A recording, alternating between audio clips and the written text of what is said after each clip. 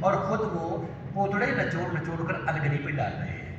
منٹو صاحب کی 3 بیٹیاں تھیں. ایک بیٹا تھا چھوٹا عارف جس کا بچپن میں ہی انتقال ہو گیا. تو بیٹیوں کا بڑا ایک لطیفہ ہے کہ پہلے جب بیٹی پیدا ہوئی تو منٹو صاحب کی ساس یعنی صفیہ کی امی نے بڑا افسوس کیا کہ ہائے پہلی ہی بیٹی ہو گئی, اگر بیٹا ہو جاتا تو کیا کمی تھی, رونق لگ جاتی, پہلا بیٹا ہونا چاہیے تھا. تو منٹو صاحب بھڑک گئے کہ اماں کیا بات کرتی ہو, ایک طرف کہتے ہو بیٹیاں خدا کی رحمت ہوتی ہیں اور دوسرا اس کے پیدا ہونے پر افسوس کر رہی ہو, شرم ہونا چاہیے آپ کو. اماں خاموش ہو گئی.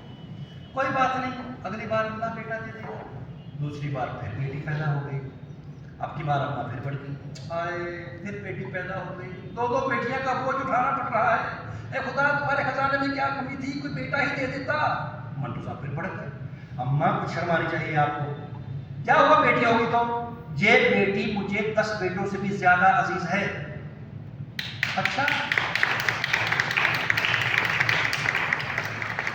اماں پھر خاموش ہو گئی کہ چلو کوئی بات نہیں, اگلی بار بیٹا ہو جائے گا. تیسری بار پھر بیٹی پیدا ہو گئی. اب کی بار اماں کچھ نہیں بولی. اب منٹو ایسے انتظار میں کہ اماں کچھ بولیں. خاموش. منٹو نے کہا اماں جی اس بار آپ کچھ نہیں کہہ رہی. کہتی ہاں کیا کہنا ہے, جو اللہ کو منظور ہے بس اس نے دے دیا ہے. منٹو کہنے لگے نہیں اماں جی ایس والی تو باقی زیادتی ہوئی. میری فلمی زندگی کے دوران مجھ پر یہ حقیقت آشکار ہوئی کہ میرا نام سعادت حسن منٹو نہیں بلکہ منشی ہے, اور میرا کام یہ ہے کہ ہر 5 منٹ کے بعد نیچے بازار میں جاؤں اور جن ڈائریکٹر صاحب کے پاس میں جاب کرتا تھا ان کے لیے پان, سگریٹ اور ماچس وغیرہ لے کر آؤں اور چونا کروں. پھر جب ڈائریکٹر صاحب کو نشے پانی سے فرصت مل جائے تو میں ان کے ساتھ بیٹھ کر اردو زبان کی ٹانگ توڑتے ہوئے ان کے لیے 2-4 ڈائلاگ لکھ دوں اور ٹونا کروں. یہ میری جاب تھی. ہر طرف منسی ہو رہی تھی. تو صاحب ایک دن معاملہ ذرا زیادہ ہی سنگین ہو گیا. وہ ہماری فلم کمپنی کے جو مالک تھے پروڈیوسر صاحب ایک دم دوڑے آئے, آ کر ڈائریکٹر صاحب سے ہاتھ ملایا اور کہنے لگے دادا مبارک ہو, اپنی نئی فلم کا رائٹ بیچ دیا ہوں. تو ڈائریکٹر صاحب بہت خوش ہوئے کہ فلم تو بھی بننی ہے لیکن آپ نے پہلے ہی رائٹس بیچ دیا. ہاں دادا اپنی نئی فلم کا رائٹ بیچ دیا ہوں. تو ڈائریکٹر صاحب نے کہا کہ نئی فلم کا نام کیا رکھا ہے. ارے ایک دم فائن نام رکھا ہے دادا, ایک دم فائن, فرض ادا. کیا نام ہے, فرض ادا. تو ڈائریکٹر صاحب مجھ سے کہنے لگے یہ منشی تم کل سے فرض ادا کی کہانی لکھنا چالو کر دو, لیکن اس سے پہلے نیچے جاؤ اور میرے لیے بازار سے, میں نے کہا نہیں سمجھ گیا, بازار سے دیسی کلا کنڈی, انگلی پہ چونا, پاسنگ سوپ, سگریٹ, ماچس. حضور میں یہ سب کچھ بیچ کے دیتا ہوں مگر یہ فرض ادا کوئی نام نہیں ہے فلم کا, اس کو بدل دیجیے. تو پروڈیوسر کہنے لگے اے منشی کیا بولا. میں نے کہا جی میں یہ بولا کہ آپ جو بولے وہ ہماری بولی میں چلنے کو نہیں سکے گا. کیسے چلنے کو نہیں سکے گا. میں نے کہا ایسے چلنے کو نہیں سکے گا, یہ بالکل رانگ ہے. کہ دیکھیے فرض ادائیگی ہو سکتا ہے, ادائیگی یا فرض ہو سکتا ہے. بہت اگر آپ چاہتے ہیں تو ادائے فرض رکھ لیجئے, مگر یہ فرض ادا کیا نام ہوا, اس کو بدل دیجئے. تو سیٹھ صاحب بولے منشی ہم فلم کا رائٹ بیچ چکا ہوں, ٹائٹل چینج ہونے کو نہیں سکتا ہے, تمہارا بیٹا پھر لے گیا. تو صاحب میرا بیٹا واقعی کر گیا. وہاں پر ہماری فرض ادا کو لے کر لڑائی ہو گئی اور مجھے انہوں نے فلم کمپنی سے نکال دیا. اب ذرا دوسری فلم کمپنی سے نکلنے کی رودات میں سن لیجیے. تازہ ترین فلم کا عنوان طے ہوا الو کے 2 پٹھے. میں نے کہا الو کے 2 پٹھے کیا ہوتا ہے, 2 الو کے پٹھے ہونا چاہیے. تو پھر جواب آیا اے منشی مال پانی ہمارا لگنے لائے گا, ہم چاہے گا تو پٹھے کے 2 الو بھی بنائے گا. تو صاحب پٹھے کے 2 الو فلم بننا شروع ہو گئی اور یہ الو کا پٹھا کمپنی سے باہر ہو گیا. ہائی اسپیڈ میں انہوں نے میرا سامان باہر پھینکا اور میں کمپنی سے باہر. صاحبان منٹو صاحب کا بمبئی میں فلم کمپنیوں کے مالکان سے جھگڑا ہو گیا. انہوں نے بمبئی کو خیر آباد کہا اور دلی آ گئے اور آ کر آل انڈیا ریڈیو میں ملازم ہو گئے. اس زمانے میں آل انڈیا ریڈیو بڑے بڑے شاعروں اور ادیبوں کا گہوارہ تھا, جہاں پر آ کر ان کی ملاقات نون میم راشد, چراغ حسن حسرت, میرا جی, اپندر ناتھ اشک, کرشن چندر, سعید دہلوی اور دیگر افراد سے ہوئی. اس زمانے میں آل انڈیا ریڈیو 2 بھائیوں کے ماتحت تھا. ایک تھے ذوالفقار شاہ بخاری جن کو ہم پطرس بخاری بھی کہتے ہیں, اور دوسرے تھے ایک احمد شاہ بخاری, پطرس بخاری صاحب, اور دوسرے ذوالفقار شاہ بخاری. کچھ ظریف الطبع لوگ اس کو آل انڈیا ریڈیو کو BBC بھی کہا کرتے تھے, یعنی بخاری برادرز کارپوریشن.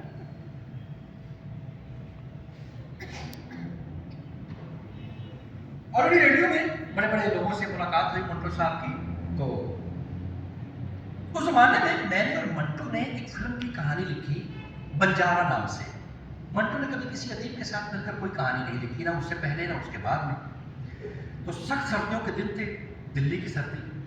मेरा सूट फटा हुआ था, मंटो का सूट भी फटा हुआ था। तो उससे कहने लगा कि अबे ओ कृष्ण चंद्र, नया सूट चाहता है? मैंने कहा हाँ। कहने लगा चल मेरे साथ। मैंने कहा हाँ। कहना भाई चल तो सही। वो मुझे एक फिल्म प्रोड्यूसर के यहाँ ले गया जो फिल्म बनाना चाहता था। तो कृष्ण चंद्र ने बातों बातों में उसको बातें सुनाई उसको, और वो बंजारा वाली स्टोरी उसने उस प्रोड्यूसर को बेच दी और उससे 500 रुपये एडवांस के तौर पर ले लिए। 250 रुपये उसने खुद रखे, 250 रुपये मुझे दे दिए। अब हम दोनों बड़े खुश। वहाँ से हम निकले और कश्मीरी गेट गए। वहाँ से हमने सूटों का कपड़ा पसंद किया, निहायत नफीस किस्म का सूट और सूटों का कपड़ा लिया और हम पहुँच गए मास्टर अब्दुल गनी टेलर की दुकान पर। उसको सूटों का कपड़ा दिया और उसे जल्द अज जल्द सूट तैयार करने की ताकीद कर दी। ऐसा सूट तैयार हो गए, सिल गए, फिर मिल गए, फिर पहन भी लिए गए।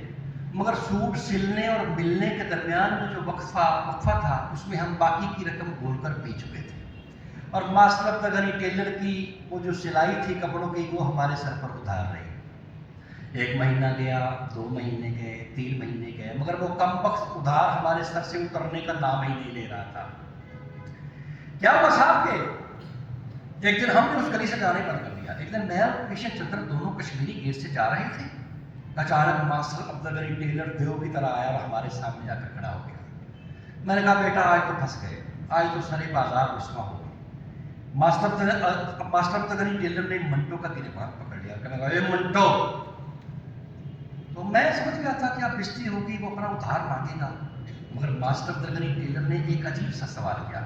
ए मंटो, वो हतक वाली कहानी तुमने लिखी है क्या? मंटो ने कहा लिखी है। तो थोड़ी देर के बाद मास्टर अब्दुल गनी टेलर के चेहरे पर एक मुस्कुराहट आई और उसने कहा जा मंटो, तेरा सारा उधार माफ किया।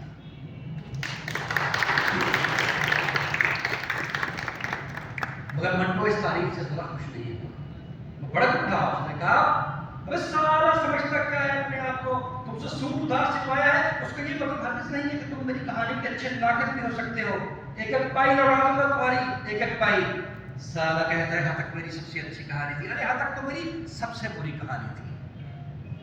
फिर साहब वक्त गुजरा तो जब मनो मट्टी के पीछे मंटो पहुंचा तो एक दिन गैब से आवाज आई, हे मंटो, वो टोपा टेक्सरी वाली कहानी तुमने लिखी है?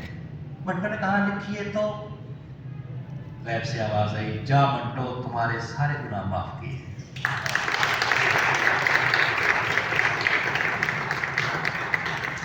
मगर मंटो इस तारीफ से भी जरा खुश नहीं हुआ, बल्कि वो और ज्यादा गुस्सा हो गया, और ज्यादा नाराज हो गया। कहने लगा आपने मुझे जिंदगी के 42 साल 8 महीने और 7 दिन उधार दिए हैं, कोई एहसान नहीं किया। अरे मैंने तो सौगंधी को सदियां दी है। सौगंधी, एक मौसम मेरे दिल के अंदर, एक मौसम मेरे बाहर, एक रास्ता मेरे पीछे भागे, एक रास्ता मेरे आगे, बीच में चुप चुप खड़ी हूँ जैसे पूछी हुई बुझारत, किसको दोष तू जाने मुझको किसने किया अगारत। एक मौसम मेरे दिल के अंदर, एक मौसम मेरे बाहर, एक रास्ता मेरे पीछे भागे, एक रास्ता मेरे आगे, रास्ते बीच में खड़ी अकेली, पिया न संग सहेली। क्या जानूं मुझ जन्म जनी ने क्या अपराध किया है, आखिर क्यों दुनिया का मैंने सारा जहर पिया है। सारी उम्र न जाने अपने बदन में किसे जिया है, मेरे साथ ज़माने तूने अच्छा नहीं किया।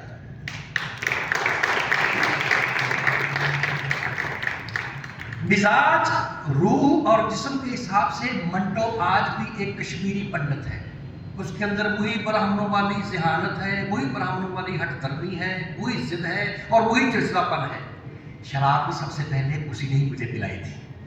मुझे कहने लगा देव कृष्ण चंद्र, क्या बात करते हो, गुनाह की लज्जत तो शराब में है, औरत की रंगत शराब में है और मकरूहात दुनिया से निजात भी शराब में है।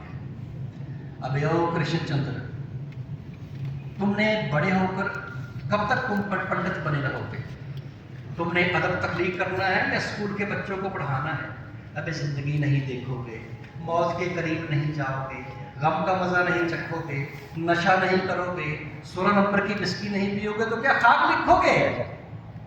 मोटर साहब का ऑलरेडी अंग्रेजी में ये दस्तूर था कि रोज सुबह सुबह आते और टाइप राइटर पर कागज चढ़ाती और पूछते हाँ भाई क्या मजमून है आज का। अभी मजमून बताने वाले की जुबान से मजमून खत्म नहीं होता था कि मंटो साहब की उंगलियां टाइप राइटर पर चलना शुरू